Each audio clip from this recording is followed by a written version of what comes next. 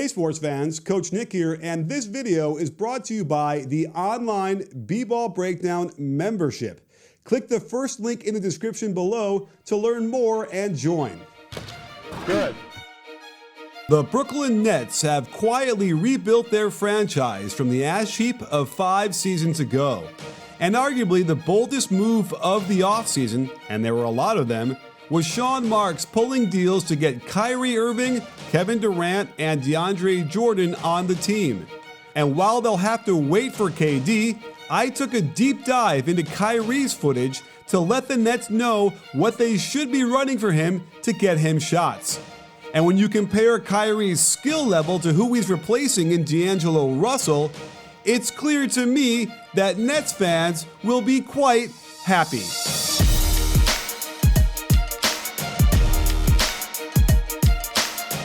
In a straight comparison of Russell and Irving, it's clear that Kyrie is a significant upgrade in shooting.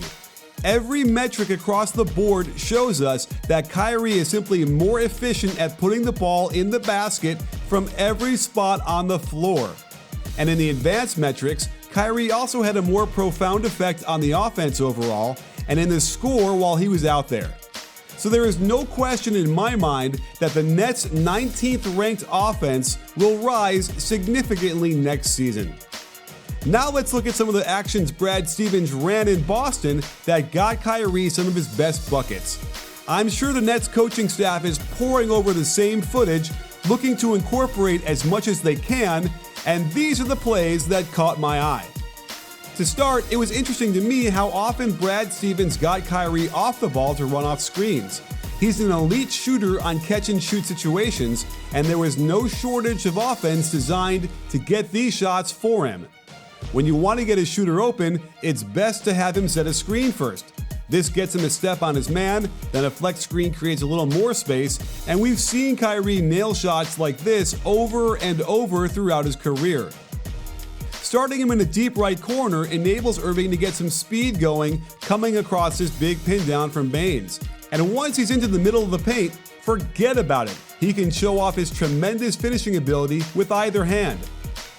They'd put Kyrie in the low block, almost as if this was going to be flex action, only to skip the first cut and just pin down for him, catching his man 2 steps behind on the screen and forcing the center to have to react. In this case, it's like a layup for him.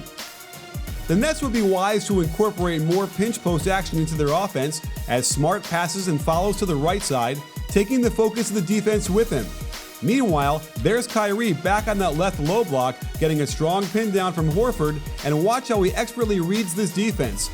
As soon as the defender cheats to the inside of the screen, Irving flares to the wing, has plenty of room to get set, and splashes this wide open three. More pinch post action, only this time, it's Kyrie who gets the pass first. The Celtics love to have their bigs set a ball screen, or in this case, slip the ball screen, and then set a cross screen for Kyrie. The ball screen sucks the defender out of position, and Kyrie gets enough space to get a good look from the top of the key. Here's that same action again, and it puts Butler in the blender, unsure where to go, while Horford is setting the screen for Kyrie, who's getting a good look from behind the arc. We see the Warriors run this out of the sideline out of bounds play all the time. Kyrie backscreens Tatum. This causes confusion with the 2 defenders, leaving Kyrie to come off his own pin down for a good look from behind the arc. The Nets have this in their offense as well, as we see D'Lo set the backscreen, but instead of coming off a pin down, it's a pitch to pick from Davis, allowing him to curl into the middle of the floor for a wide open free throw line jumper. Kyrie will feast on this all day. The Celtics also like to use flare screens a lot to spring Kyrie open on the wing, catching his man unaware as the screen comes in from behind him and skipping the pass for a quick catch and shoot.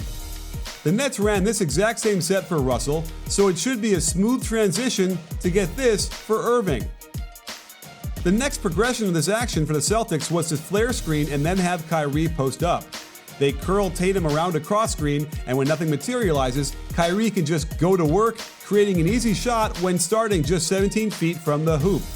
Here's a clever set I really like as Marcus Smart comes off a pin down, hands it right back to Irving, who then gets the step-up screen from Al Horford. This caused a lot of openings for Kyrie to exploit, and we get a fadeaway from 15 feet along the baseline. This is a very similar action where Russell passes it to Harris, who hands it right back before D'Lo gets the ball screen. It wouldn't be hard to imagine Kyrie doing this and nailing the three all day long. This is an effective set against switching defenses since it forces the defenders to be on point at full speed. The slightest delay or mishap and the offense is wide open. The handoff was also a nice weapon for Kyrie and the Celtics, something the Nets use a little bit but could stand to add even more to their offense.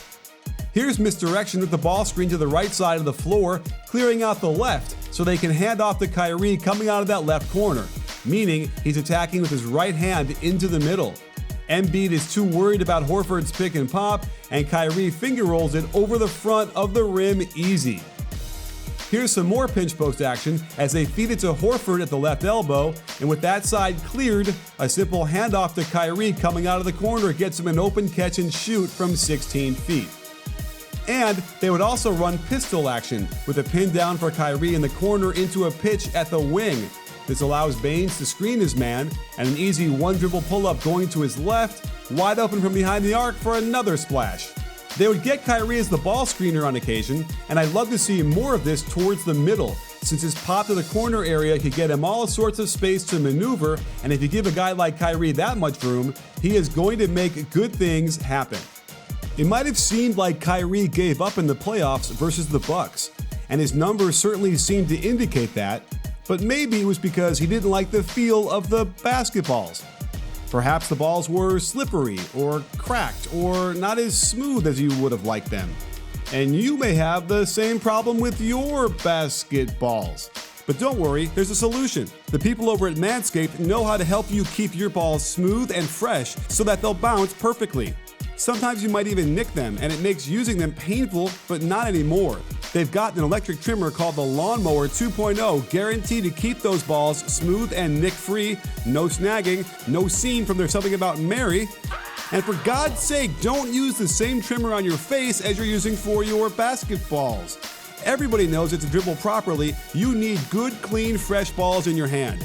Right now, save 20% off plus free shipping and a free leather travel bag by using my code BREAKDOWN at manscaped.com. So don't get caught holding your basketballs in your hand without Manscaped, and tell them Coach Nick sent you by using my code BREAKDOWN. Kyrie is never going to be a high-volume assist guy. He has too much of a score-first mentality, but that doesn't mean he isn't going to get his share of dimes. His incredible body control and ball handling get him into the lane often, and he certainly has the ability and vision to find the bigs cutting to the hoop for layups. Here's a nice horn set where they use the weak side elbow to back screen for Kyrie. This collapses the defense, and he makes the right read to the open corner, generating a great look for a swish from 3. Here's another set where they get him off ball attacking off a double staggered weak side screen, and check the vision, timing, and accuracy to slip this ball between two defenders to set Tatum up for the easy finish. The pick and roll is where he'll generate the majority of his assists, and the roll man is who he keeps his eye on the most, with a creative delivery to Horford, who sealed Giannis on his back before finishing off the glass. Kyrie is one of the more creative passers in the game. He just doesn't do it on high volume, but check how he bends the defense out of shape, then shovels an underhand lefty bounce pass to Morris rolling hard to the hoop.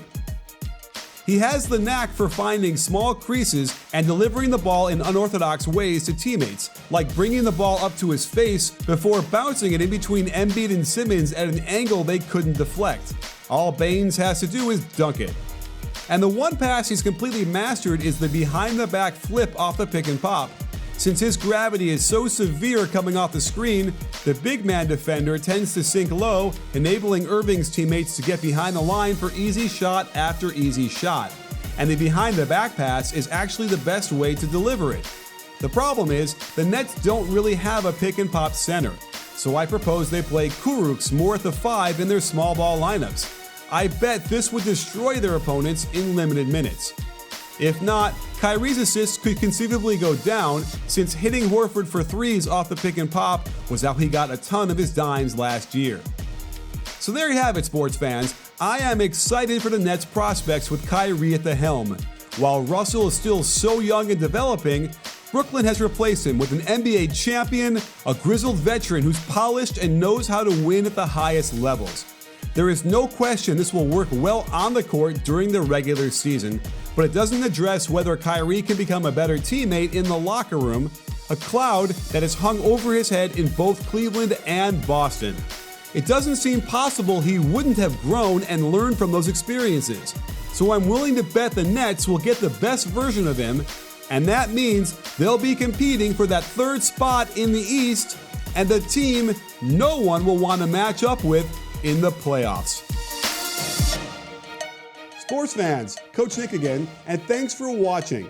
If you enjoyed this video, then I've got a new online basketball membership where I share with you the best of what NBA teams are doing to help you be more successful on the court.